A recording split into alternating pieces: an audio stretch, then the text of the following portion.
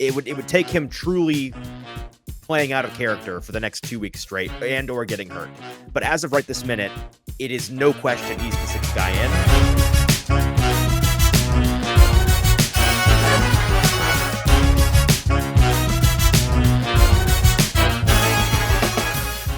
Welcome into the Hot Read podcast for Friday, August the 16th. I'm your host, Easton Freeze, director of published content here at BroadwaySportsMedia.com. We're also brought to you by the 440 Podcast Network. You can follow me on social media at Easton Freeze. I am joined on this Thursday afternoon live taping, as always, by producer JT, who you can follow on social media at JT_Runke. JT, joint practices are officially over. How are we feeling? Feeling good, feeling fulfilled by these joint practices. It's already been a day for ya boy over here. Just go, all football today, starting at the bright and early time of 7:30 this morning. Went on some Seattle sports talk to talk Seahawks Titans, and then I think some blue collar folks are going to give you a hard time for 7:30 being bright and early, but I know what you mean. Well, yeah. I mean, since 7:30, I've been all football. For us Gen Zers, 7:30 is bright and early. Let me tell you. This is correct. This is very correct. I had to. 7:30 is for me is like a thing where I have to plan it out the night before. It's like, right. I need to go to bed a little bit earlier because it's a whole thing. Because our 7:30 is the working man's 4:30. If we're being 100% honest. Yeah. And like our Gen Z's like bedtime at 9:30 is like 12:30. Midnight. Pre or post midnight. Yeah. If you're getting up at 7:30, that's the determining factor as to whether or not you go to bed before or after midnight. We've got a big show. Yes, you've been all football all day. I've been all football all day. We are on the heels of 2 Titans and Seahawks joint practices, and we are going to break all of it down for you today. So much ground to cover. It's going to be one of our best shows in a while. I can already tell you that for sure right now. Going to go over the overview, our general thoughts on the 2 days of joint practice. Who won, who lost, who was the most important player out there, or maybe not out there. Some thoughts on that. Going to give you all of our notes on what went down the past 2 days. Anything of particular importance from practice that we saw happen that you may have missed, we'll run it down for you. We're going to hear from a number of different folks in the clips. Will Levis giving his perfume introduction, which we will spend a brief moment on against my will. I'm going to talk about some of the receivers. I think today I am prepared to make a couple of very strong statements, and the chief amongst them is the fact that the wide receiver sweepstake is over. That competition is over. We're going to talk about it and why that is the case. You're going to hear folks continue to talk about that like it's still a competition for the next 2 weeks. It's not. That is wrapped up as of today, in my opinion. There are other 2 key position groups that the Titans have not wrapped up in any way, still very much up in the air, and I think in not so good of a way. We'll talk about that. And then we are going to get to some news with producer JT, everything you need to know ahead of this weekend's preseason game, all that and a lot more, including, by the way, the drawing for our second giveaway. We have a club seat with one of your names on it. If you have not submitted your entry yet, I am sorry to tell you it's too late. We've already got the entries locked in here at 4 p.m. Central Standard Time. The bag return, bag of names, JT, at some point in today's episode, we'll be drawing from that bag. So if you entered, and you know who you are, if you entered, you'll need to stick around for today's episode until we decide to draw. You never know. It could be in the next 10 minutes. It could be an hour from now when we decide to do that drawing. And if you don't catch it with your own ears, then we're gonna have to give it to somebody else. You got to go hunting. Like we said last week, if you're in line, stay in line. If you are in line, stay in line. This is for true listeners of the Hot Read podcast, not folks just trying to make a quick buck and get a ticket into to see the preseason game this weekend. Before we do any of these things, JT, we got to do some housekeeping here. If you're with us live today on a Thursday evening, we appreciate you being here. Do us a couple of favors. First of all, make sure you're watching on Broadway Sports Media's YouTube page. That's Broadway Sports Media on YouTube. Find this live stream there. And in the comment section, you can join Glory Day Sports. And we would love to hear your thoughts, your comments, your questions heading into preseason week number 2. Glory Day saying the Monarch slander will not go unnoticed. That is right, JT. Our friend here on the 440 Podcast Network, Braden Gall, and I were chatting today. He ended up doing a media shoe poll. He took pictures of 4 of our shoes, the 4 he found most noteworthy. Mine were on there. I was wearing the Dad Force 1s out there today. If you're not familiar with these shoes, it's my best friend, my childhood best friend, sent them to me in the mail the week of my daughter's birth and said, you are required. Here's your first pair of dad shoes. They're the classic, chunky, just ugly dad mowing shoes, the ones that turn green because you wear them out in the lawn. The Nike Air Monarchs, they are preposterous. They are so bad that they're good. And JT does not quite understand that. But apparently half the people on the internet do, because as of my last check, the Dad Force ones are at 50% in that poll. Folks get it. The shoe equivalent to Ryan Tannehill is a great comp. That's honestly kind of harsh for Ryan. I would say it's like, it gives me kind of like Russell Wilson vibes. Does that make sense? Where it's kind of like maybe awkward, Kirk Cousins, awkward weirdo. Dad, I would go Kirk funky Cousins. Bunch. Like that's kind of the vibe, I think. Kirk Cousins, yeah, Kirk Cousins is a good one. I think Kirk Cousins is a great one. Listen, however, they're very comfortable. I understand where the dads are getting it from. That poll is absolutely, it's a sham. It's a travesty. It's unbelievable. Mac Jones, as James says. Oh no, those are the Mac Jones shoes. Tough. That's really tough. That poll today is a sham. It's a travesty. TD by far had the best shoe game, as he always does. Followed up by Braden's. I thought Braden's was second. I'm just, but I'm not really going to go on this tirade because I'm very glad that my shoes were not included to be. I was about to say, Braden told me yours are dead last because you were wearing some beater slip-ons today. Oh, but I didn't realize that we were out there having a shoe competition. The shoe day memo? Maybe that's on Braden, that Braden's paying more attention to the shoe game out there than the practice that's actually going on. But that was my comment. I was standing next to Teresa Walker when he walked by, and it was like, well, I'm glad he's paying attention to the important things out here at joint practices. He was looking at our shoes. He also, by the way, I was talking to Braden about we had a conversation that's unrelated to football, but he came to realize that he thinks I am out of touch with my generation, Gen Z, which is probably fair, and I take mostly as a compliment. I like to put it as I'm in touch enough with Gen Z to realize I don't want much of anything to do with them. He also claims to be out of touch with his generation. He's a millennial, but he prefers to be a Gen Xer. So I guess we're both transplants into different generations. But I told him, JT, you are my senior Gen Z correspondent. Whenever I need Gen Z information, you are the person I go to. So congrats on your new title. That's a big one for you. Put that in your bios, I guess. The correspondent to my employer, you mega boomer. I feed you the information that you don't. He goes right from Gen Z to boomer. I can't just be like a Gen X. That's not allowed. Okay, nope, not allowed. All right. Well, enough dilly-dallying. Let's talk about what actually happened at Titans joint practice. And again, make sure you're liking, subscribing, hit that thumbs up button if you're watching with us on YouTube. We appreciate that. If you're watching on Twitter, hit that retweet button. Help us get as many live eyeballs on this as possible. And again, we'd love to hear your thoughts over in the comment section. Let's start with an overview of the joint practice and our thoughts on the quarterbacks, JT. The first question is, who do you think won the joint practices? Do you feel like somebody won the joint practices? It's tough. I want to say that you went into today's practice kind of 50-50, feeling like both offenses really didn't do a lot of anything yesterday, and the defenses definitely won the day. And then today, I think you had the offenses start, bounce back and have a hot start, both of them, both Treylon Burks getting that big catch, and then DK Metcalf kind of going all the way down the field and catching a bomb from Geno Smith. If I had to give an edge, I would say that through the course of today's practice, Seattle kind of came out ahead, both in their with their offensive line group and their secondary group. I think that is who really won the day on either side, was that Seattle defense.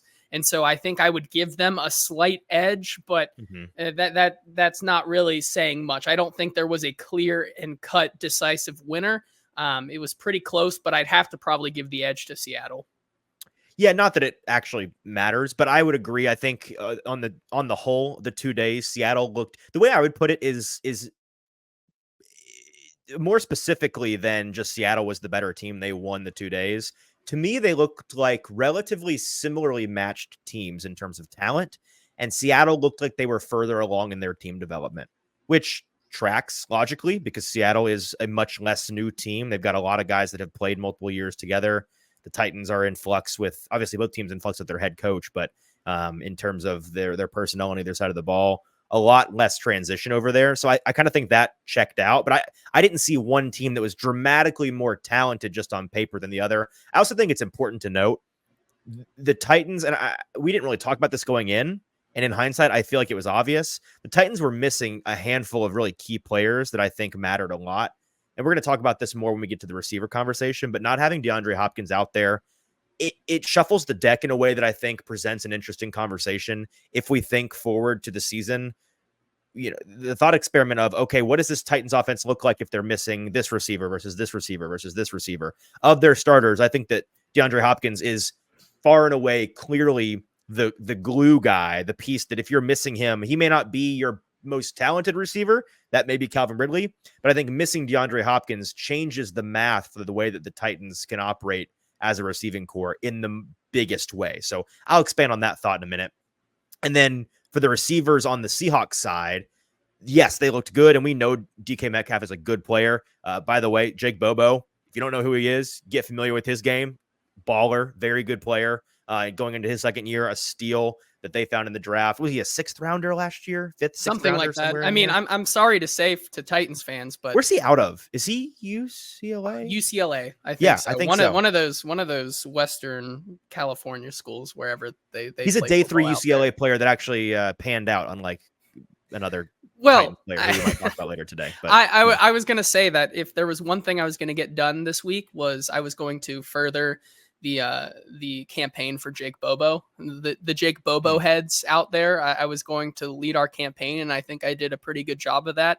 No, but he was very impressive out there. JSN also was very impressive and looking like he's going to take a year 2 leap.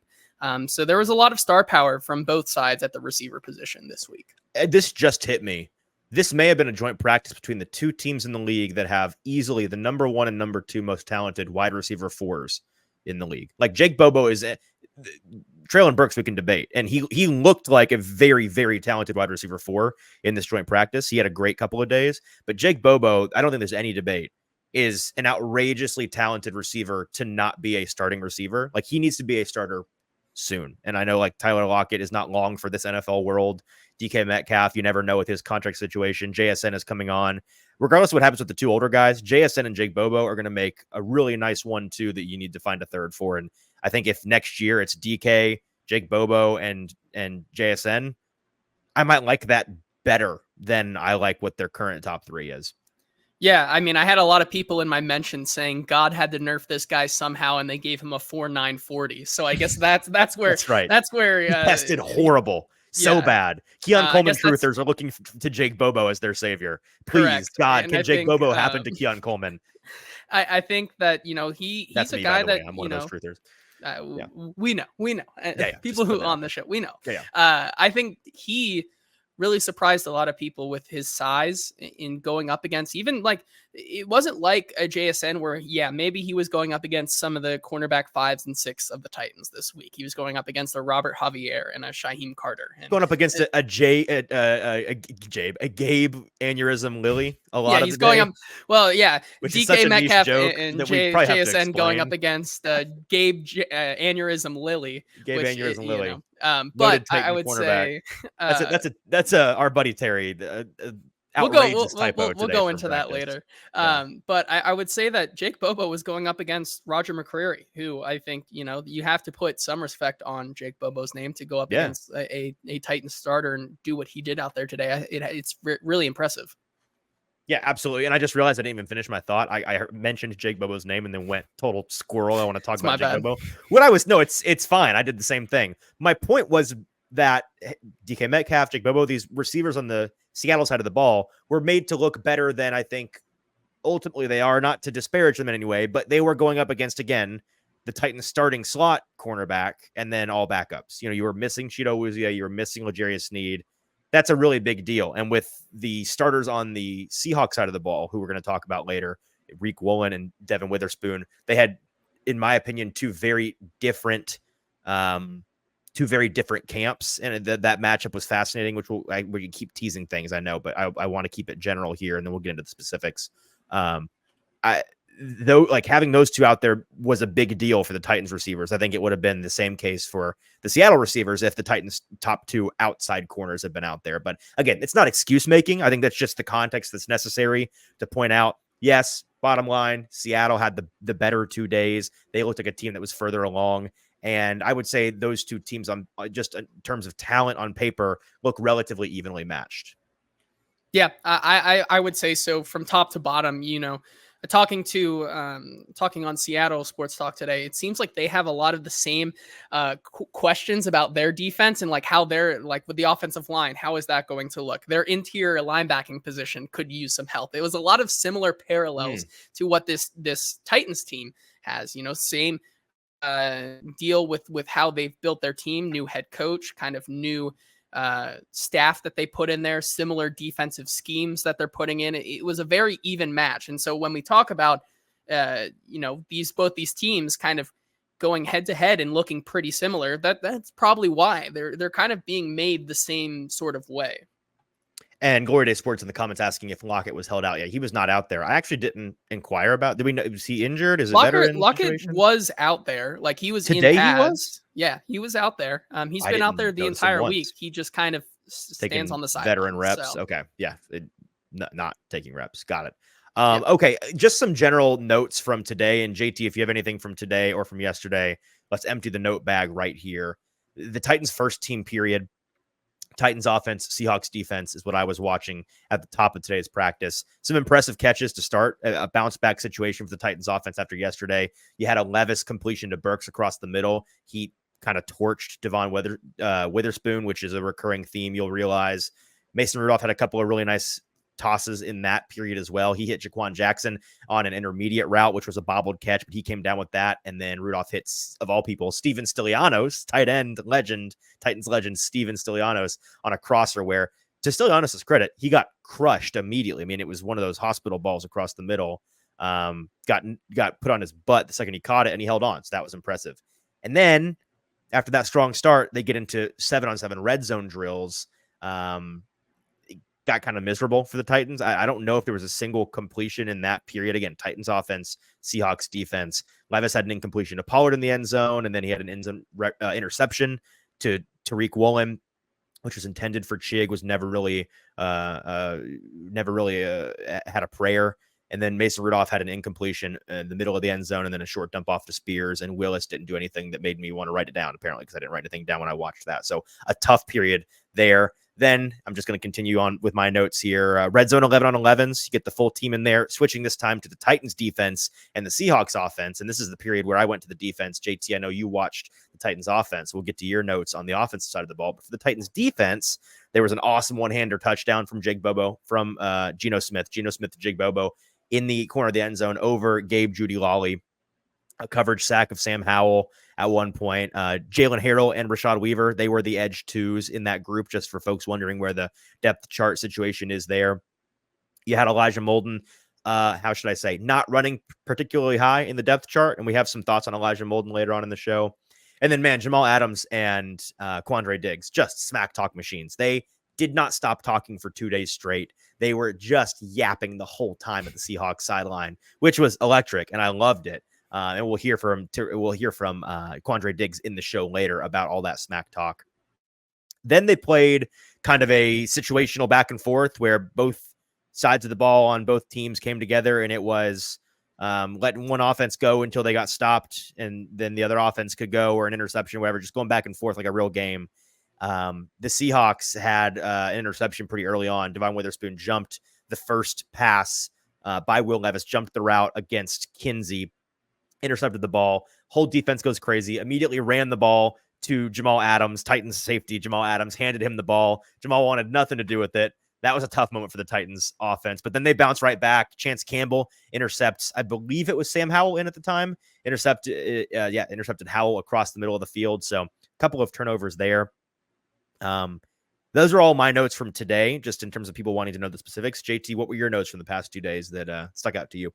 Yeah, kind of sitting on those, the kind of same things that you just said about today's practice first, talking about those. The offense, like you said, both of them had their moments. There were times where both offenses looked like they couldn't get anything done, and then there were times where they were just able to run right down the field, whether it was the 1-2s or 3s.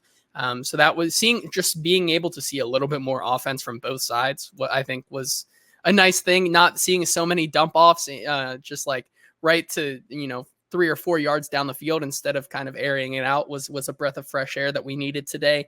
Like you said, Treylon Burks had a nice catch. Jaquan Jackson also had a very nice route, I believe, with Mason Rudolph in there.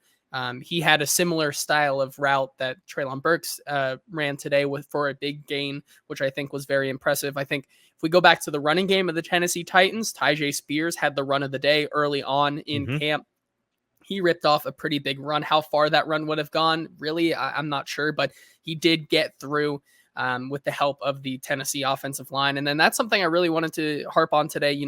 It seemed like the Tennessee Titans offensive line, the one specifically, had a rough go of it yesterday. And I wanted to pay close attention to what they were doing, specifically Peter Skoronski and Lloyd Cushenberry. And when we talked about Peter Skoronski yesterday, kind of getting bodied by Leonard Williams in one-on-ones, and Lloyd Cushenberry, starting to maybe look at, maybe hitting a panic button on him and not being able to even put a single rep on one-on-ones together, even though it is really a defensive sided drill. Not being able to really show anything in those drills was a little bit concerning, but he comes out today. Both of them, Peter Skoronski, I think, looked a lot better, a lot more grounded in his technique and what he was doing. Lloyd Cushenberry started putting some reps together, stacking those up in one-on-ones and then also in team drills.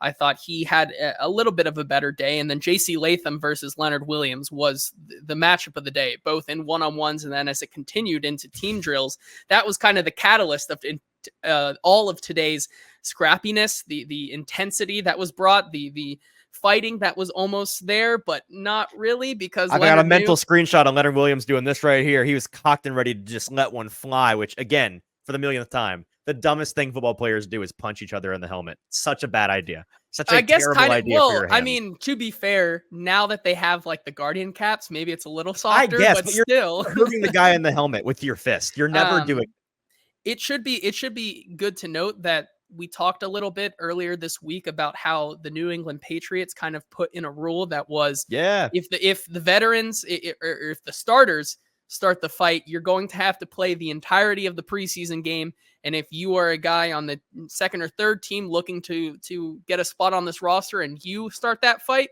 you're not going to play at all. And so it sounded like that was the rule that was implemented into practice this week for both teams. And so maybe that's why Leonard, kind of knew he was ready. He was ready to punch. And then all of a sudden he said, "Oh man, I'm gonna have to play this entire preseason game this week." And he put his hand down. But those two started in one-on-ones. J.C. Latham really looked like a rookie against Leonard Williams, who kind of in that drill was unstoppable this week. Both Peter Rand Carthon had to separate them, by the way. J.C. Latham, they were kind of getting beat this week by Leonard Williams in that drill. And then when it escalated into the team period, that's where you started to see a lot of fighting and a lot of talking. And so finally they were able to kind of separate the two sides, and then they continued to talk. And that's where Rand Carthon started to get into the mix, and he gets between the two and says, "Guys, we're out here practicing. Stop." He's trying to make peace, which I think is he knew the rule. He knew the rule. He's like, "JC, no, I don't want you out there for the full preseason game. I got to protect my first round pick. Get him out of there." I do think it's an interesting thing. I can't remember another time where a GM would go out there like that. That's such a J-Rob move, dude. That's such a J-Rob move. Generally, you're right. That's not the case. John Robinson loved to play coach, which was, like, in hindsight, something that I think we were all critical of. Like, hey, let the GM be the GM, let the coaches be the coach. Rand Carthon, I think, does a good job of separating himself, but sometimes you need to step in when you're the head honcho. Sometimes you got to get in there. I was talking to, I think it was Nick Suss after the practice about that rule. Do you think, because somebody asked us, like, that he had to be like that rule must be flexible, right? Because if Will Levis goes in there and throws punches, they're not making him play the whole game. And I was like, listen, man, when you're a new coach, you have to, like, you cannot as a new head coach put that rule out there. Right. You can't set the precedent that you're a squish and that you don't actually mean what you say. And so what I think he does is you say that rule in the team meeting, right? Like, guys, veterans, if you fight, you're playing the whole game. Backups, if you fight, you're not seeing the field. And then you have a list in your pocket. It's okay. Will Levis, DeAndre Hopkins, Calvin Ridley, Jeffrey Simmons. Can I see the following guys after class? And you go, fellas, please, I'm begging you, just don't do it. Don't make, because I'm gonna have to. I will have to play you. Or I don't want to. Please, for the love of God, don't fight. Don't freaking fight.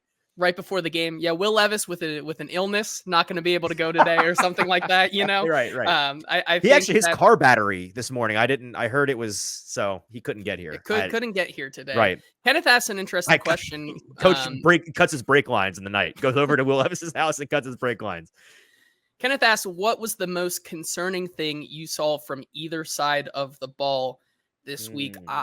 And I think that's a discussion that we can maybe table as we get into our more offensive focused discussion and defensive focused discussion. Right. I think it's hard because both sides, there are things that you're not hitting the panic button on, but there are things that just made you feel uneasy. Like, I still just feel very uneasy with the way they roll out Kenneth Murray and Jack Gibbons from the first day of practice. The way that JSN and DK Metcalf were able to absolutely just exploit those guys was something I was not a fan of.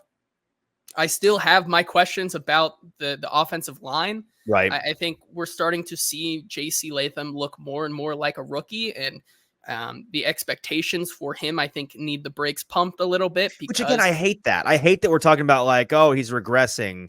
That's a narrative regression. Like that, you know what I mean? Yes. That's purely narrative based. He is not regressing in any actual way out there. It's just now we're actually seeing him go up against other guys and not Bertha and Olga, the blocking sleds. Mm-hmm. And suddenly you're seeing the natural trials and tribulations of a rookie tackle.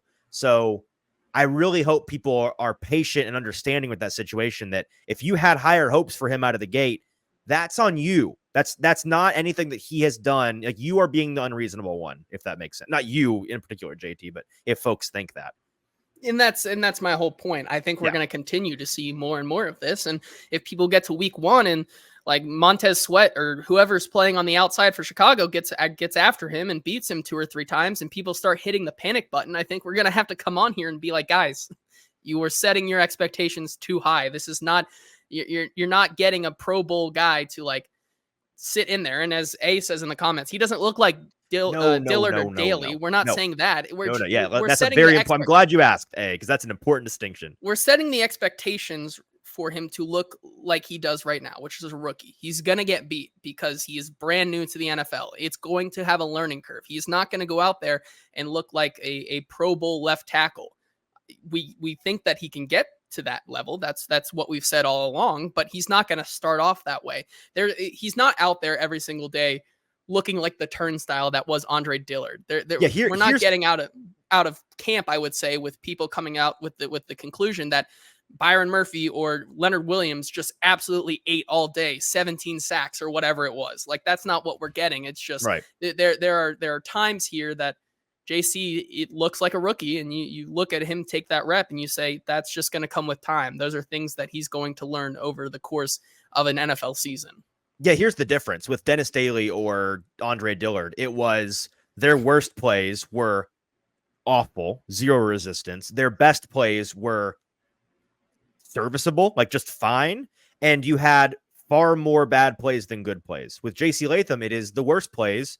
He gets beat pretty bad. And the best plays, he looks like a stalwart franchise cornerstone tackle. So you're seeing the upside, you're seeing the flashes, and it's truly like a 50-50 thing. It is not where it's like, wow, 90% of the snaps today were truly a disaster from Andre Dillard. That is not the case at all. So I'm glad you asked that question. Yeah, to answer Kenneth's question, like you said, I think we're going to answer it throughout the discussion today as we go position by position, because we are going to go position by position today and cover everything from these joint practices. What I'll say is my running metaphor of the dashboard of this team. It's not, as Kenneth asks, what was the most concerning thing? It's not that there's any one light on my dashboard that is flashing red, but there are a handful that are yellow. Like the check engine light is on. It's like the gas tank. Your manual. When you're under like 50 miles and the gas tank comes on, I feel like that's where you are. Yeah, it's a yellow consult manual button. It's not a stop your car immediately and call AAA button. So we'll discuss each position group. And like you mentioned, like you mentioned in the pre-show meeting, against my will, let's play this first clip from today. It is of Will Levis and the mayo fume that he released. have any thoughts on this besides I thought it was funny. I wish this was something that we were doing in May because this is like good off-season fodder. In middle of August, I'm not super interested in discussing this, but it is for a good cause. So here's Will Levis on his Will Levis number 8 Parfum de Mayonnaise. I was gonna say it's like it would be a nice thing in May, but it's like if we want to cover what Will Levis said at the podium, it's hard not to include this when literally 75% of what Will Levis said at the podium were questions asked. Well, and that's an indictment on those of us in the media, isn't it? Because we have to play better. We got to coach TV better. people. Yeah, I think that's what we have to do here. Add but to the TV, I mean, folks, he did bring it upon himself. So here is the clip. Okay. But it's going to be probably set up there for everyone to see as much exposure as we can get there. But it was a pretty cool moment to share that yesterday. Had a lot of fun with it, and it was received pretty well. So he's getting. And so that is his perfume. I as we go into perfume review time with producer. Tell me how it smells, JT. So we can move. Very lemony. Okay. I would say that the lemony, the textures in it. I don't know how to review perfume, but he sprayed us all. The perfume notes. Review like a wine. I do find it interesting that they're still kind of feeling this out. As I told you yesterday, someone in the media, he said it was going towards a good cause, and someone in the media asked what exactly that cause is, and Will goes, "We haven't figured that out yet." We found out today. He didn't know. He just forgot yesterday. Yeah, they Robbie with Titans PR came out and made an announcement that he didn't want to say the wrong thing. It is for Special Olympics of Tennessee, and I think it's called youth villages. I think is what it's called. It's youth villages. I'm pretty sure it's like a halfway house for kids that are in the foster care system. So 2 good causes. And we have. I don't even know if you can buy it still. I think it's sold out now. I think they do a drop of it every single day. Like they have a limited until supply. The end of time. Or are they just gonna? Is Hellman's going to? Would you like me to look this up? Let me see. Yeah, Hellman's. Oh, gosh. Is Hellman's stock going to rise like GameStop suddenly because of a perfume industry that they've latched onto? Perhaps. Maybe. I have no idea. We've spent far too much time on this. Let's move on to the skill position players, if you don't mind, while you're looking up whether you can buy the perfume or not. Hey, here's the hottest take I'm going to drop today. The wide receiver sweepstakes is over. It's a wrap. This is not like I'm claiming I'm first on it, because a handful of folks I think have come to this conclusion as well, because it's pretty evident out there. But there are a number of folks that are still going to talk about this like it's a competition between now and roster cutdown day. I'm here to tell you it's not. As of 4:39 p.m. on August 15th, this Thursday, it's a wrap. The Titans are keeping 6 receivers, and their names are DeAndre Hopkins, Calvin Ridley, Tyler Boyd, Treylon Burks, Nick Westbrook-Ikine, and Jaquan Jackson. That's the list. Those are the guys making the team. Condolences to Kearis Jackson and Kyle Phillips and Mason Kinsey and Sam Schnee and Bryce Oliver, all the guys. I think that's the entire wide receiver room I just named. All of those folks, I apologize. Jaquan Jackson's the dude. It's not necessarily any of your doing. Just Jaquan got drafted and he has impressed, and he does enough things to make this team. And that's exciting. I think Titans fans should be cautiously optimistic about their 6th round draft pick, who JT, you and I and Zach and Stoney, the day of in the moment when that pick was made, we kind of panned it as a, what? There were other receivers on the board right here you could have taken, and you go with this guy who we've not really heard of. He is proving us wrong every day out there at practice, in these practice situation, the team drills, in the preseason games. He's making us look foolish, and I think that is awesome. Let's break this down a little bit. Is he a lock? I would say there's he could in the next 2 weeks lose his spot. It would take him truly playing out of character for the next 2 weeks straight and or getting hurt. But as of right this minute, it is no question he's the 6th guy in, and it is because he is going to be both a useful asset, genuinely useful, not in many snaps in the game. I really couldn't get that one out, could I? Not like for a lot of the game. He's not going to be playing a ton of snaps at wide receiver out there, but I think he will be getting game day looks and like a designed target or 2 on the offense. And then as a returner, he's going to be your dude. Like that versatility, both the way that he can be deployed as an F in multiple different positions on the field offensively in their scheme, and the fact that he's a returner par excellence, or I think that he can be a returner par excellence, to be fair, that's going to win him the spot. The guys that were in the running are of varying degrees out of it. I think that Kyle Phillips getting hurt today, another hamstring injury, which I hate for him. I am not trying to make fun of him in any way, but you can't be surprised by that at this point. And I have been maybe the foremost Kyle Phillips defender his entire career as a Tennessee Titan. I have not until this moment really given up on him as a guy that can make the roster. And actually, I still believe him to be the most talented pure receiver on this team, not named DeAndre, Tyler, Traylon, Nick, or who am I missing? Calvin. Like those 5 guys, I think that he is easily the 6th most talented pure receiver today. Now, I think Jaquan Jackson might pass him up by the end of the year because he's developing at a really impressive rate. But as of right now, I think that he's still that guy. The problem, as we've said a million times, is that Kyle Phillips is way, way, way too singular a player. He is a slot-only, fragile player who is still consistently demonstrating issues as a potential returner. So that combination of can't rely on him to make the correct mental or physical decision on return duty, and the fact that he can't stay healthy, it's just an non-starter. So I don't think that I think that his campaign to make this roster as of today is dead, and I think that Jaquan Jackson's campaign to make the roster as of today is greenlit. I think it's a wrap. JT, am I jumping to conclusions here?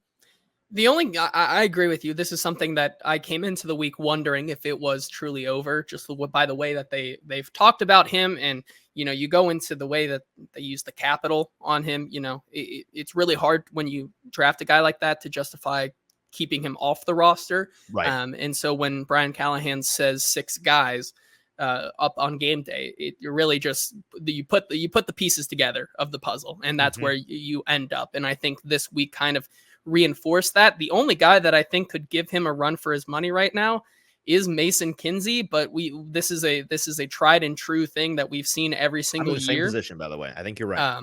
I think the way that they've used Mason Kinsey out there is really interesting, and by with him playing up there with Will Levis, that connection is not nothing. Like him being out there with those guys is certainly something. Like I'm not, like we said, it's nothing, it's something, it's everything. I'm not saying it's nothing, but it is definitely something. And if there's a guy that can give him the run for the money, it's going to be Mason Kinsey. And so I wouldn't be surprised this week, especially on kickoff return and punt return, if we see a really healthy dosage of Mason Kinsey. And if he's able to kind of produce the way Jaquan Jackson did last week, then I think we can come back to this conversation. But until then, I think you're right. The way that Jaquan Jackson has flashed and the way they've used him as well, it's coming down to those two, with Jaquan pretty comfortably in the driver's seat.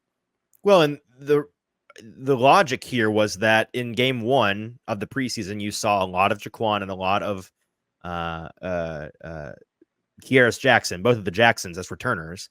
And then in game 2, you're probably going to see a lot of Mason Kinsey and a lot of Kyle Phillips as the returners. Now with Phillips injured, I'm not sure. I'm with you that Mason Kinsey is definitely going to get some run. And if you consult the Titans' unofficial depth chart so far, I believe Mason Kinsey is still listed as your number 1 punt returner, which he did a lot of last season and has experience with. Is he more talented at it than I think Jaquan Jackson can be?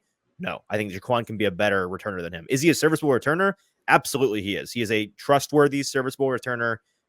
Regularly got more juice for the squeeze than I think you were expecting, given the Titans fans' very, very, very low expectations for their punt returners recently. So I'm with you, and I think folks that have listened to our show the past couple of episodes are wondering, well, what happened to Kearis Jackson? I thought it was Jaquan or Kearis. I'm still on the train of I feel bad for Kearis, because I think if Jaquan did not get drafted, he would be the 6th guy, simply because I think his returner ability makes him that dude. But I've had some people challenge me on whether or not the Kearis love is really warranted. I was talking to our buddy, our buddy Sam today over at A to Z about this, and Phelan was saying he doesn't get it with Kearis. I'm not nearly as low on him as Sam is, and some others are. But I will admit that outside of his returning ability, he does leave a lot to be desired as a receiver. I still think there's room for development there, and that's part of the reason why I'd love to see him on an active roster, and I think it's a shame he can't be on one. But he's not reliably in the right place. He tends to drift on routes. You think back through the practices, he doesn't have many impressive team period 7 or 11s plays that come to mind. He never really makes a play out there outside of one-on-ones on occasion. So I get that. I'm with you. I think it's Mason Kinsey that might give him a run for his money, but at this clip, I'm not sure there's anything that Mason Kinsey can do about it. So I had written down who do we feel the most bad for because they're missing out. I'd say it's Mason Kinsey because I think he has made a leap this offseason, but it's going to be too little too late. Yeah, and to your point there with Kearis, it just comes down to Kearis Jackson plays, as much as they want to say he's a versatile guy that can play everywhere, Kearis Jackson, for the most part, is going to play on the outside. That's just how his body shape and his structure, that's where, if he is a receiver, that's the place he's going to be most comfortable. And with the guys they already have on this roster in DeAndre Hopkins, Calvin Ridley, Treylon Burks, and WI, you just don't have room for a guy to be a returner and play that more X position. You need a guy in the slot behind Tyler Boyd. And so that's where a guy like Mason Kinsey, or more likely Jaquan Jackson, just fits the puzzle a lot more. I do think that like these guys are going to go away, and based on, you have some older players on the roster, so you may see more of these practice squad guys this year than frankly you'd like to. Here's an interesting question I had written down. Who becomes who? Because there's like these archetypes we have in our minds of like the Titans Mason Kinsey, the guy that goes crazy in the preseason, barely misses the roster or barely makes the roster, ends up toiling on the practice squad and getting called up in certain situations. I feel like Kyle Phillips is poised to become the new Mason Kinsey, because I think the Titans may move on, or Kinsey might get picked up or something like that. And that's kind of like, it may be his role for the next 2 or 3 or 4 years. I think Kearis Jackson is going to be your perpetual backup for Jaquan Jackson if Jaquan goes down on the practice squad. One guy I want to bring up who I don't see any path for him to make the roster, but you and I think Zach were talking about this the other day, and I think it's worth mentioning. Bryce Oliver has some juice. Like, the guy can play. He is a very good third string wide receiver. And he's a UDFA this season. As a young player who is certainly an outside player, has that bigger body. He's looked good in practice. In the preseason game the other night, he had a couple of really nice connections. I think he's a more refined route runner than I would have ever expected from a guy like him. His route pacing is advanced. He uses his size well. I think that he has a future in the league. Now, is he going to make the roster? I think unequivocally, no, he is not. But best case for him, realistic, could be like an NWI track where he's a UDFA, spends a year developing. Maybe next year or 2 years from now, he gets that bump up into the active roster, takes a big leap, or by necessity, he plays some regular season snaps because they call him up and folks are impressed. And he becomes kind of that NWI, inimitable, nobody receiver who's like, that's too mean, nobody, but like the kind of no-name bland receiver that goes out there and does the dirty work, very blue collar vibe. But gosh darn it, you want them on your team because the coaches love them. They practice hard and they do make some impressive catches. Yeah, and Jacob says in the comments here, out of the outside looking in guys, Kinsey, Kearis Jackson, Oliver, and Phillips, who's the priority to retain on the practice squad? I would not be surprised if Oliver is one of their major priorities this go around. He has looked really good. I think they like to keep all 4 of those guys. I really do. I think they would, but you only get 15, 16 spots. It'd be really hard to keep 4 guys on that practice squad. But I would not be surprised out of those 4 if it ends up being a Mason Kinsey and a Bryce Oliver, or like you said, if Mason Kinsey doesn't make the roster and ends up getting picked up finally somewhere else, I think it probably is Kyle Phillips and Bryce Oliver. Those are your 2, just because he's both kind of had a connection and is that kind of safety blanket for Mason Rudolph and Malik Willis. He's been that guy where they're able to work on things with those quarterbacks really well. He's been that serviceable guy in practice to be that role. So I think those 2 are definitely the ones they decide to keep on the practice squad. All right, so that's the discussion at the bottom of the Titans depth chart for receiver. Phillips, his campaign is dead. Jaquan Jackson, congrats, you're on the team as of today. Let's go to the top of the wide receiver depth chart real quick. And Calvin Ridley had an interesting couple of days. It was a strange dynamic because pretty much the entirety of these joint practices, you had Seahawks outside corner Riq Woolen covering Calvin Ridley. And for most of it, you had their other big name cornerback that folks know, Devon Witherspoon, covering Treylon Burks. And they were both kind of mismatches.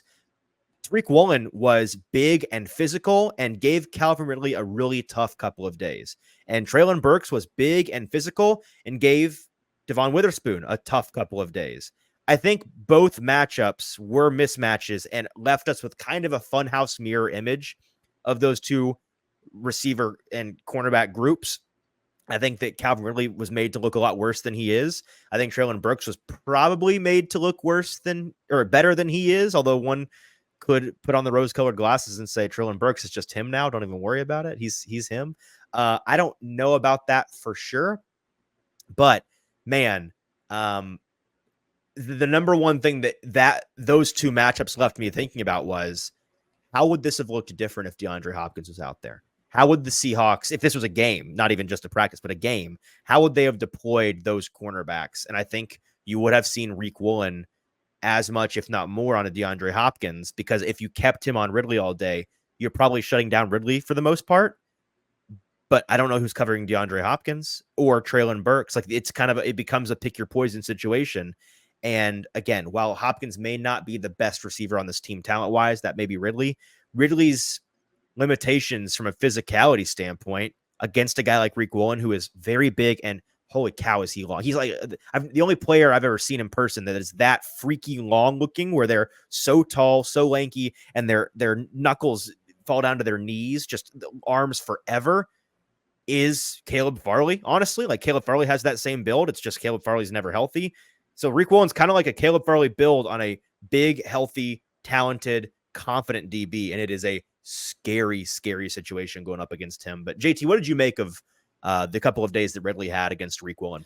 Yeah, and I think the biggest thing that a lot of people called out is Ridley kind of taking ownership of his off day yesterday, but also him talking about how he maybe didn't run as fast as he should have. And I think that was something that was asked today of Brian Callahan. Brian Callahan kind of talked to the point of, like, this isn't really new for these kind of connections between quarterback and wide receiver. They're going to have off days where it just doesn't feel right. And I think that was one of them yesterday for Calvin Ridley. He kind of mentioned the Jamar Chase saga, where people were talking about how he can't catch. And then he ended up going crazy that first year. But Calvin Ridley definitely had a tough week. And I don't mean that it is an indictment on Calvin Ridley, just more so he finally, we're seeing our expectations, much like the JC Latham discussion, should kind of maybe be tempered, and we should pump the brakes, because we were talking about Calvin Ridley going up against Gabe Jeudy-Lally and, a Trey Avery, and now he goes up against a former Pro Bowler and who could be a star this year as well, Riq Woolen, and you see the difference right there. And, Calvin Ridley, I think today got back a little bit at Riq Woolen. He had some success there today, but not a whole lot. And so I think some, yeah. Calvin Ridley today, like you said, what would that have looked like with DeAndre Hopkins? I think we would have seen a lot more matchups with Calvin Ridley on Devon Witherspoon, who he had a bounce back day in his own right, but I think it would have been that much more challenging for the young corner as well against Calvin Ridley. I agree. I have no more thoughts on Ridley. Again, I think he was made to look worse this week than he actually is. And I think when it's Ridley and Hopkins both on the field, there will be some teams that have big physical corners like Riq Woolen who can do a very good job of shutting down Calvin Ridley, and that's going to be something he deals with. But if DeAndre Hopkins is out there, it is going to be truly a pick your poison situation. I'm excited to see how teams deal with that. Moving on to the last receiver here of note, Treylon Burks. Mentioned he had a really fantastic joint practice. He looks good out there, and he made Devon Witherspoon look worse than I think Devon Witherspoon really is. It's just he's a much bigger, more physical player than Devon Witherspoon, and he used that physicality ever since the first preseason game where we were talking about, hey, he ran over a guy. He did the thing in college we've been asking him for 2 years to do. That's good. Let's see more of that. He was doing more of that in these practices, and he has this air of confidence to him that I think is really impressive. Here's a clip from Treylon Burks talking about getting to face some fresh competition, some fresh DBs that he has not seen before during these practices. Here's what he had to say today. Back in those days, we keep making a case. Their skill set and see who the best man is. From it off. I'm just being on one page. Those things have shown up in practice. It's actually Here we fun just to get to see new looks, see new people, and just go out there and compete and, put my skill set versus their skill set and see who the best man is. From it off. All right, now moving on to the run game, just a couple of notes and some clips here from Titans running back Tyjae Spears. You mentioned the run game starting to gel a little bit. I've noticed it gel a little bit. Let's first hear this first clip from Tyjae is about the biggest key for the offense right now is to just get on the same page. And when they have miscues at practice and things don't go right for the offense from a getting to your landmarks, being on time, all of those things, the biggest culprit right now is guys just not being on the same page. Here's what he said. I'm just being on one page, just being on one page, and like that's why we got film studies, and that's why we got times out here with like heated moments, like to understand like some of our flaws. But at the end of the day, I'm really not a coach, so I can't really, you know what I'm saying, speak from all them different perspectives. Tyjae, this is... We then asked him about the run game in particular and those running backs working in tandem with the offensive line, starting to find their groove a little bit, which we'll give our thoughts on in a moment. But here's what he had to say about the communication between the running backs and the linemen.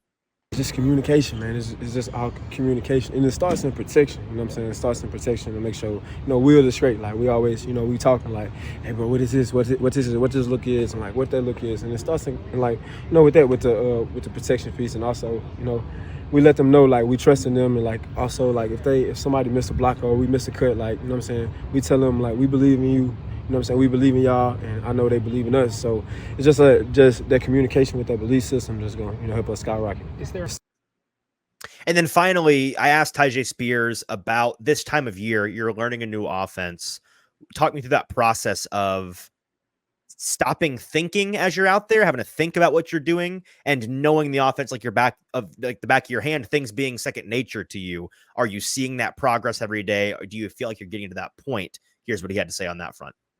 Starting to flow, you know what I'm saying? Like what you learn in the offense on court, like, you know, like should I do that? Like now it's starting to flow, and you getting into the back end of camp, like, you know, all these new things that we put in.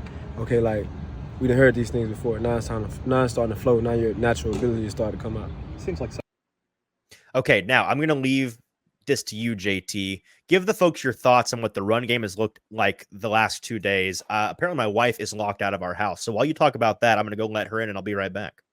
Yeah. So the run game, I think, continues to be something of a 50-50 split. Like we said, Coach Callahan yesterday talked about, you know, he's never seen two running backs like Tyjae Spears and Tony Pollard, A, be so productive in the pass blocking game, and B, you know, be so willing to do that. And I think that's something that has started to translate to this team as well. We talked about earlier this week how much, you know, maybe the Tyjae Spears and Tony Pollard split might come down to simply what kind of pass blocking protection they need on that play. And so that's kind of what you saw today as well. Tyjae got a little bit more of the run with, you know, downhill carrying the ball, and Tony Pollard was used a lot more in the passing game. And I think we're starting to see that tandem where the Titans, in Brian Callahan specifically, may have a situation on their hand where you have two guys who can do it all, and being able to kind of switch up that tempo and ride the hot hand, where Tyjae may have a little bit more speed and elusiveness and Tony Pollard might have that power.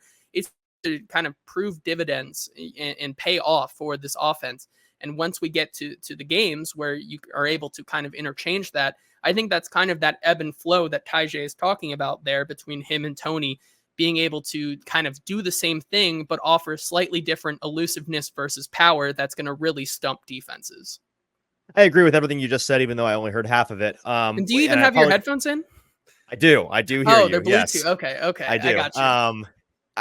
I apologize if you already said this, but my 2 cents on this were, if you had asked me the state of the Titans' new run game, no Derrick Henry, brand new offensive line, two new-ish running backs, like, what does that look like? How do we feel? If you'd asked me that last week, certainly 2 weeks ago, I'd have said, I don't know, man. It may be kind of tough sledding and not nearly as potent as you're used to. And then today, I would say I'm a lot more optimistic about it. I don't think it's going to be the Derrick Henry of old, pound the rock between the tackles. There we go.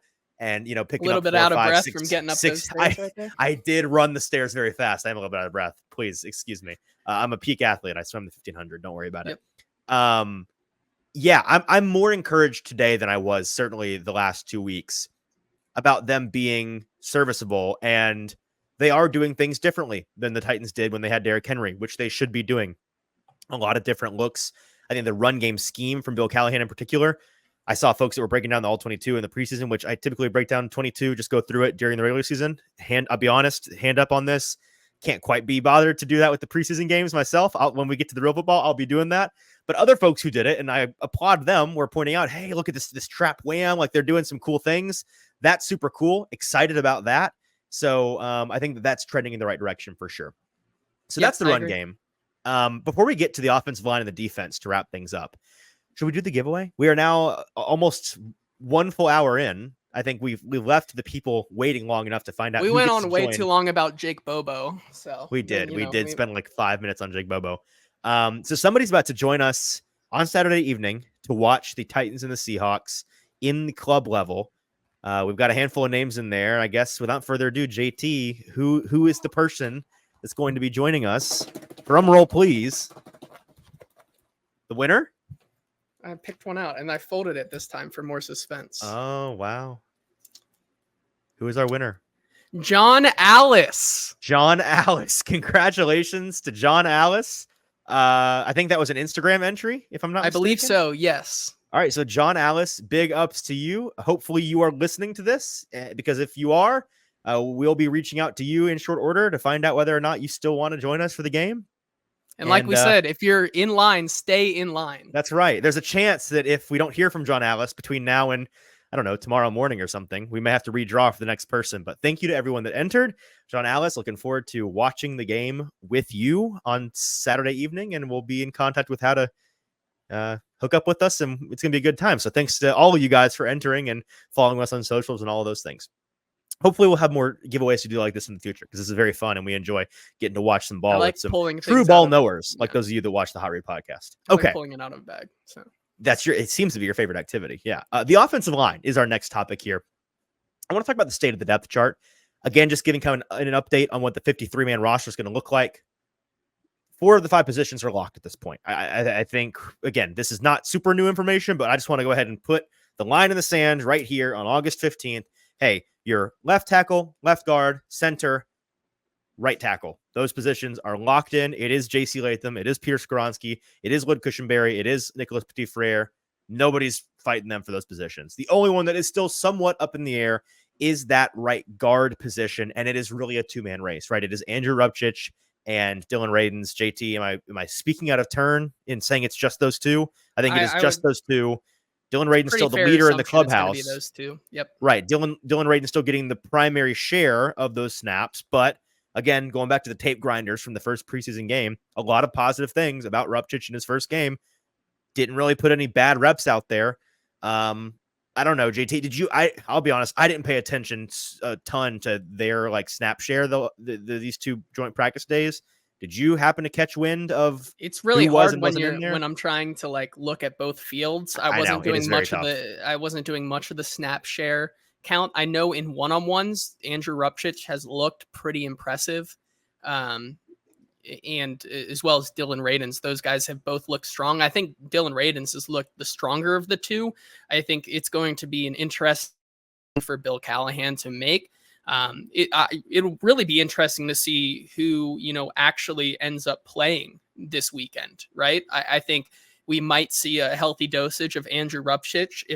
That's probably my guess. I think we're going to. Yep. I think it's going to be a lot of Andrew. That's where we're going to see one good, fair, long look, right? And then, once we get after that game, I think we can reevaluate. But I think, like I said last week, I think we still firmly stand at J.C. Latham, Skoronski, Cushenberry, Radins, NPF as your starting line going into week 1. Okay, so we're agreed on that front.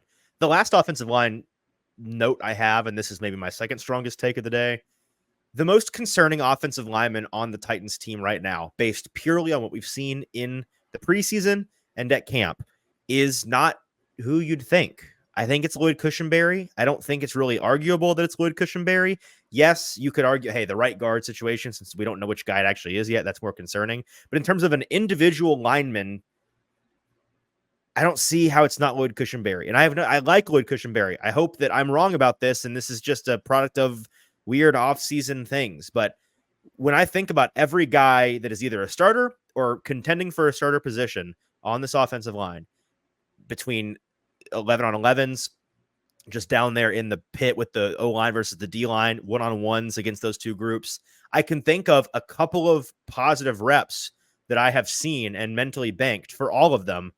I can't really think of a standout rep for Lloyd Cushenberry. Can you, JT? And that kind of goes back to our, I don't know how much credit we want to give to like one-on-one specifically. Right. It's defensive slanted drill. And maybe he's a specific type of player where it's just like, with Aaron Brewer, for example, one-on-ones were not his thing. He wasn't big, there's a reason he's the center. He's got two guys on the other side of him. Doesn't need to work laterally. Doesn't need to be the biggest guy. Like, his skill set is elsewhere. With Cushenberry, it's not. I don't view Cushenberry in that Brewer mold of like, well, he's got a very unique skill set. No, he's a big boy. He's a talented player. He should be able to put a rep or two on the field in practice that we all see and be like, hey, there's where you see big money to that center in the free agency market because he's a stud. I haven't had that moment with him yet, and I've been mostly disappointed. Am I being harsh? I don't want to go too far as say disappointed. I think underwhelmed is underwhelmed. That's a good word for it. Is definitely the word I would go with. I will give him credit today. He did string together a few good reps in one-on-one. Nothing that was going to knock your socks off, I would say. I think where he shines is his ability to read protections, focus with the quarterback, and really kind of work as one unit. I know someone else in the football running space, Theo Ash, did a really interesting deep dive into Lloyd Cushenberry's performance against the San Francisco 49ers last week, and he had really nice things to say about him working with Skoronski for the most part. So I think that's where you see more of his game, flourish. He's not going to be that over commanding guy who's going to put defenders in the ground like that, but when he's able to work as a tandem with his guards, I think that's where he can really shine. Yeah, and if you ask me my honest opinion today, it is that I'm not worried about it at this point. I'm not giving up on Lloyd Cushenberry by any means, but I am at the point where I'm mildly concerned about it. And if you ask me who's been the most disappointing at practice so far, to me, it is him, and it's not really close. I interviewed him today, and he's a great interview. He's a good guy. I think that he's sharp as a whip. Sharp as a whip. Whip smart, sharp as a tack. I just combined those idioms. Here's the first clip from him talking about, I asked at this point with this new offensive line, are you able to identify what strengths and weaknesses are? Do you know what you're going to be good at, what you're going to be bad at, or like currently are bad at, needing to work on? And if so, what are some of those things? And here's what he had to say. We do so many different things in the run game. I think that's going to be a strength. Still growing as a group, protection-wise, and getting everybody on the same page. But I think we have a lot of areas to improve, but we're going to be good. You're proud of. So what kind of teacher is Bill Callahan? Is he somebody that throws a million things at you and sees who sinks and who swims? Or is it like every day is today was 101 with Bill Callahan, tomorrow's 102, and then we move on to the 200s. And each day it's a new lesson, a new step on the ladder. Here was his answer to that question. Misclick. That's all right. We'll find it again. Yeah. But at the same time, he does a good job of knowing when to slow things down. Just a little we need to be very detailed about certain. We do so many different things in the run game. I think that's going to be a strength. Still growing as a group, protection-wise, and getting everybody on the same page. But I think we have a lot of areas to improve, but we're going to be good. You're proud of? Kind of a good mix. Okay. Sometimes he throws a bunch of stuff at us and see how we react. But at the same time, he does a good job of knowing when to slow things down, when we need to be very detailed about certain things. He slows it down, make sure we all understand it, and go from there. But he does a good job of knowing how to balance that thing. But at this point, you're still going into the meeting room, and he'll throw something that you've not heard before yet. No, you're right. I asked a follow-up question on the same topic. Please play this. He'll just does something completely new at you. Nothing completely new. Okay. I feel like at this point, it helped in the spring OTAs. We started off pretty fast. They threw pretty much everything at us. So everything we need to install, we haven't installed, and now it's just different wrinkles, different adjustments of things he's done in the past or things we're going to see in the future to help us out. Okay, apologies for accidentally interrupting myself. This final question is from Lloyd Cushenberry on the topic of Will Levis and that connection, just as important for him as being an offensive lineman, a part of the whole. as the center, you have to be the quarterback of the line. You have to be in lockstep with your quarterback and see the field the same way. How is that relationship coming along? Yeah, it's coming there. It's getting there. Both of us, we're trying to. It's a process. Like, we're gonna have bumps in the road, gonna have ups and downs, good days, bad days. But by the time we get to week 1, I think we'll be on the same page and ready to rock the season. All right, so that was talking to Lloyd Cushenberry today. And again, I don't mean to start a panic on him. I just have been surprised by how little I have been impressed. That's kind of a convoluted way of saying it, but that's the reality. Let's move on to the defensive side of the ball here. Our last clip of the day is from newly acquired safety Quandre Diggs, one of the former Seattle bros back there who was a part of all the smack talk. We asked him today about the incessant smack talking all week long, and here's what he had to say. Well, I'm going to have you vamp while I go find it. Okay, he's going to go find it. I'll go ahead and talk about this DB room. It was, like I said at the top of the show, a little bit underwhelming just because you had the top line outside receivers on Seattle going up against Titans backups on the outside. Gabe Judy Lawley, Jarvis Brownlee Jr., Trey Avery. You did not have Cheeto Awuzie or L'Jarius Sneed out there, and so that was tough. But an interesting discussion cropped up about Elijah Molden. And are we at the point where we have that clip yet, or should I keep going on this? I'm working on it. Okay, I'm going to keep going. If we don't have it, it's fine. We can keep going. The bottom line is they were talking smack a lot. Elijah Molden, like I mentioned at the top of the show, not running super high in the rotation at safety. And we were having this conversation. You were having it with Nick Suss originally. Found it. Here we go. Okay, let's play the clip real quick. Okay. If y'all could have been in our DB room last year, that's small talk. You feel me? That's just how we talk, you know what I mean? And I miss those guys, love those guys, you know what I mean? And we're gonna get the DB room back, we're gonna get it back like that here too, you know what I mean? Where you can talk trash, just be yourself, you know what I mean? No need to hold nothing in. If you got something to say it. And y'all know Spoon. You see how Spoon get down, like that's how he is. And all the guys, you know what I mean? So I think that's dope. That's a great, that's a brotherhood for life. All right, now that we have absolutely nailed that drop, let's move on to the rest of the Awesome. DBs here. Yeah, we killed it. Good job, us. Elijah Molden is the 5th string safety right now. Like, we know Amani Hooker, we know Jamal Adams, we know Quandre Diggs are all getting run ahead of him on the safety depth chart. I suppose he's safety 4, but today he was running deeper down than that. Maybe it's just a today thing, but in terms of where they were running out there, it was further down. When you go to the cornerback side of things, we know, okay, so L'Jarius Sneed, it's Cheeto Awuzie, it's Roger McCreary, it's Jarvis Brownlee Jr., and as we talked about on Tuesday, there's a big, big drop-off. Like, your top 4 cornerbacks are really solid. You love that. And then it's Trey Avery, Gabe Judy Lawley, Robert Javier. Things are tough. Tay Gowan. I forget about Eric Garrett. Tay Gowan, right, is also on this team. I believe so. Yep. Yeah, things get tough. And so it was Nick, I believe, who originally posed the question. Is Elijah Molden the Titans' 5th best cornerback? And is he better serving this team at cornerback, depending on the personnel they roll out there, the packages they have, and or the reality of their injuries and who's next up? I think the answer might be yes. I would say so. If you're considering when it gets to roster cut down day and you're looking at the safety and cornerback room, and it's a discussion between keeping guys like Shaheem Carter, Eric Garrett, which I think he does make the roster, but Eric Garrett, Trey Avery, Gabe Judy Lawley, like those guys, and you have somebody else that you really want to keep on this roster, is there an argument to be made that even though it sucks for the guy, being Elijah Molden, having to flip-flop continuously the positions he's trying to learn, does it make more sense to keep just Elijah Molden as that guy who can flip-flop between the positions and be that stopgap for you, instead of keeping one of these guys who you know is going to be a reliability come game day? And I think that's the question that the Titans brass is going to have to make when they make these roster cut down decisions.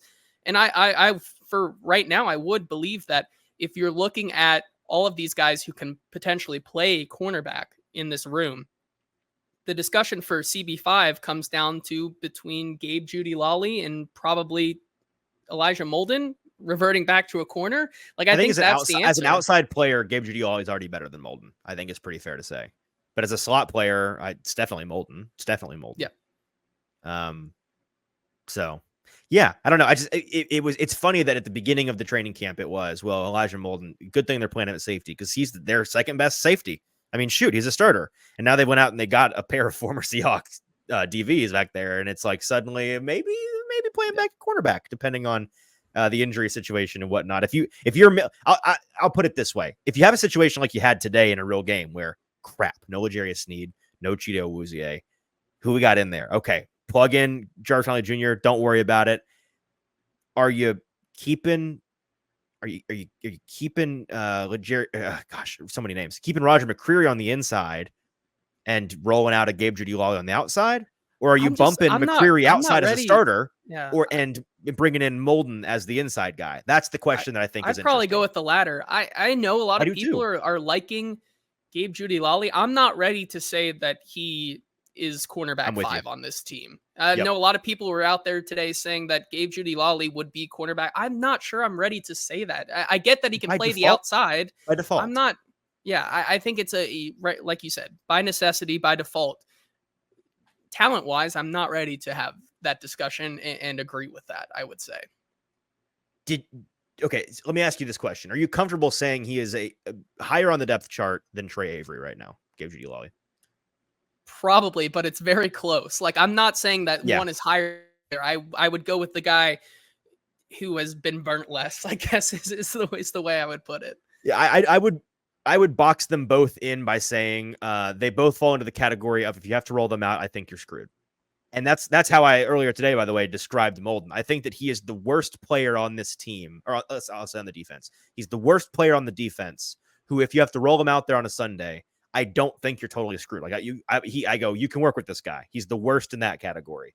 Whereas a Trey Avery and I think a Gabe Jeudy-Lally right now are both guys that are the best players on the team where you roll them out there and I say, you're screwed. Crap. Like this is a problem.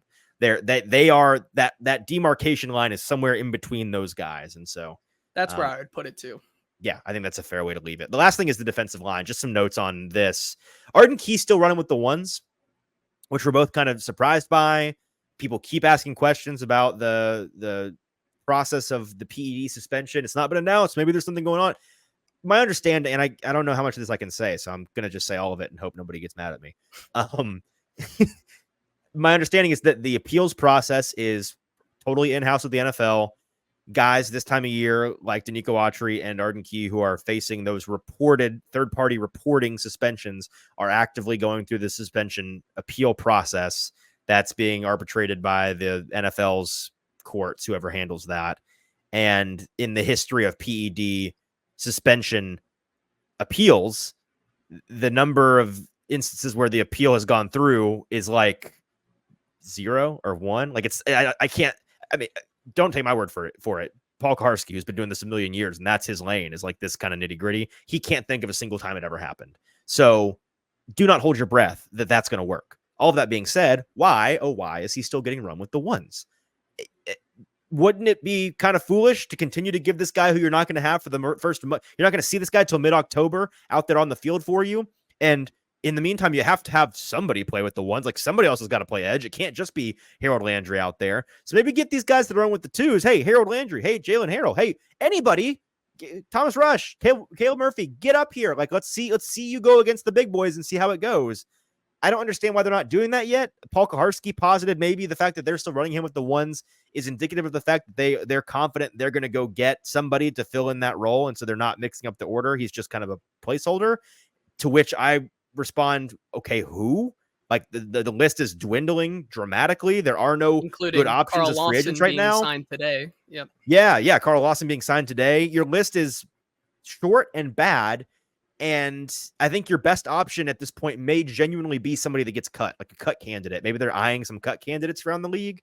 I don't know, man. It's weird and I don't like it.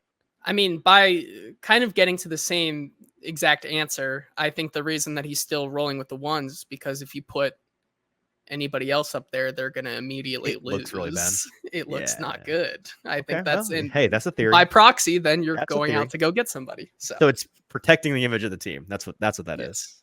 Okay. Well, it's just there. I just don't know. Like, none of them have shown anything with the twos, right, to really excel them up to the ones. Like, you're not going to put a AA ball player into AAA if he's not looking like, if he's batting 115. Like, that's a change of pace, giving him harder competition. Is not to throw a baseball analogy in there, but that's not going to do anything for you, right? And so I think that's where we stand with the edge discussion, is that it's getting pretty late into the training camp season, and they still really do not have an answer for the Arden Key suspension. Yeah, I'm with you. Okay, that's it for us in terms of running down the joint practices. Hope folks found that informative and entertaining. Finally, before we leave you on this Thursday evening, we have the news with producer JT. JT, what's first? Yeah, and let's do a speed run here. Bottom line, very little to no starters in preseason week 2 action here. Brian Callahan basically said today that none of the starters, or very little of the starters, will actually start on Saturday, including Malik Willis starting as the quarterback. I think that's an interesting note, and to see how that develops there, how much he will get versus Mason Rudolph. And then also the injuries that Brian Callahan said took place today with the team, starting with Keandre Coburn, who went in early for precautionary reasons. Josh Wiley hit his head early in practice and went in. Cal Phillips, like we said, with the hamstring, and Marlon Davidson with a bicep injury. Bryce Oliver also just went in because of heat issues, but we'll probably see at least Keandre Coburn, Marlon Davidson, and Bryce Oliver maybe out there this weekend with Malik Willis and the second team against the Seattle Seahawks. All right. And is that... Oh, that's not it. You're just waiting for me to react. This is bad work on my part. I have no thoughts. Actually, I have one thought.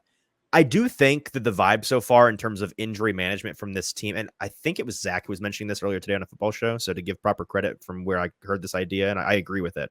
I think that they are handling injuries this time of year in a smarter, more precautionary fashion than they did in the past. Like Josh Wiley, you hit your head. We're not super concussion protocol-y, but like, there's 30 minutes left to practice. Let's call it a day for you. Hey, Marlon Davidson, you got a bicep. Let's evaluate let's not push guys back out there who think they can keep going with an injury in the preseason training camp, joint practice. Like, let's try to get guys to the starting line before we start pushing guys through injuries. I'm not saying they were doing a ton of that with the Vrabel regime, but if Josh Wiley hit his head a little bit and is like, ouchie, but I'm okay, I think they're putting him back out there. Like, I think it's like, all right, let's dust it off. Hey, Bryce Oliver with heat issues, let's get you some water for a minute and get you back out there instead of letting you go in. Maybe you see that as soft. Maybe that's a thing. But I don't see it as soft. I see it as smart this time of year. I do as well. And then the final two things here that we have is Jim Wyatt with the Britches Report. The Titans will be decked out in light blue jerseys with navy breeches and navy socks in Saturday's preseason game. And then finally, I looked up if you can still get the Will Levis Mayo perfume. And I can't wait. You can. It says on their website right now, it says Will Levis number 8 is sold out for today. The scent of greatness will be restocked tomorrow at 10 a.m. Eastern time. So how about that? If you're here in Nashville, get on your computers at 9 in the morning and you'll be able to hopefully get a shot at ordering yourself some perfume, I guess, if you want. Or that. don't. So, or actually cologne, do. I don't want to actively discourage this. It's for a good cause. Go get you some perfume. Some Parfum de Mayonnaise.